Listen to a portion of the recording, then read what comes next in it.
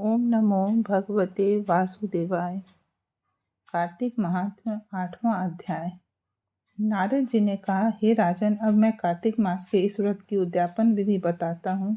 ध्यान पूर्वक सुनिए। व्रती को चाहिए कि कार्तिक मास में शुक्ल पक्ष की चतुर्दशी को व्रत के संपूर्ण फल की प्राप्ति के लिए तथा विष्णु की प्रसन्नता के लिए उद्यापन करें।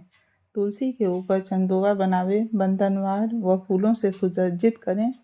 चमर से सुशोभित मंडप बनावे। चारों दरवाजों पर मिट्टी के बने हुए पुण्यशील, सुशील, जय और विजय 4 द्वारपालों को अलग अलग बैठावें। तुलसी की जड़ों में 4 रंगों द्वारा सर्वतोभद्र चक्कर बनावें। उसके ऊपर पंचरत्न नारियल रखें और शुद्ध वस्त्र से कलश को ढकें। फिर भगवान विष्णु का पूजन करें। द्वादशी को भगवान विष्णु जागे थे। त्रयोदशी को देवताओं ने उनके दर्शन किए थे। चतुर्दशी को देवताओं ने उनका पूजन किया था, इसलिए भगवान विष्णु की उद्यापन पूजा की जाती है। उस दिन संयम तथा शांत चित्त से व्रत करना चाहिए। अपने गुरु की मूर्ति बनाकर षोडशोपचार तथा विविध नैवेद्य आदि से भगवान का पूजन करें। विधि प्रकार के वाद्यों के साथ कीर्तन करता हुआ उस रात्रि में जागरण करें। जो प्राणी सदापूर्वक भगवान का कीर्तन करते हैं, उन लोगों के 100 जन्मों के पाप धुल जाते हैं।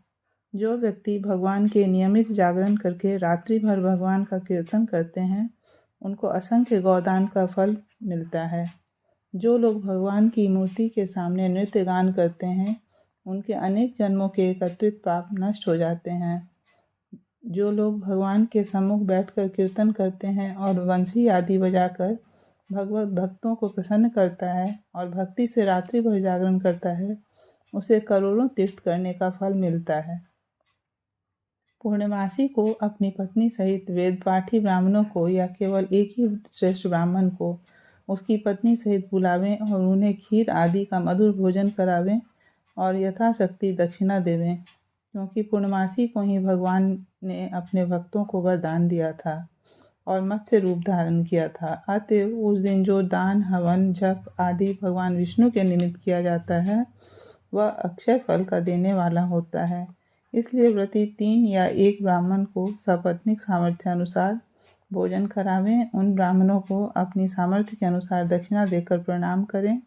बाद में भगवान विष्णु की पूजा करके अन्य देवताओं तथा तुलसी व कपिला गाय का पूजन करें। व्रत की कथा सुनाने वाले गुरु व उपरोक्त ब्राह्मणों को वस्त्राभूषण आदि से पूजन करके उनसे क्षमा प्रार्थना करें।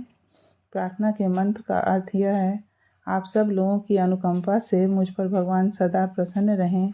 इस व्रत को करने से मेरे 7 जन्मों के किए हुए पाप नष्ट हो जाएं और मेरी संतान चिरंजीवी हो।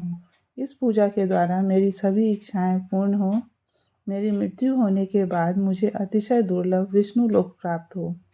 व्रत करने वाला इस प्रकार ब्राह्मणों से क्षमा की प्रार्थना करे और उनको प्रसन्न करके विदा करे।